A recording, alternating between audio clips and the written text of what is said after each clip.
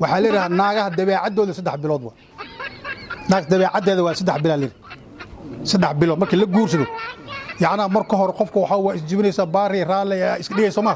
markii liis guursado 3 bilood wixii ka dambeeyay dabeecadeeda la soo bixi haday saaxiib socod ee socodkeeda waa bilaabi horta waxa waa u dhalasho waxa waa abuuris qofkan hadaa 100 seminar loo furo 100 tababar loo furo 100 muxaadaro loo furo 100 aqoon la siiyo waa dabeecad waxaa la yiraahdaa naagaha dabeecadooda 3 bilood waa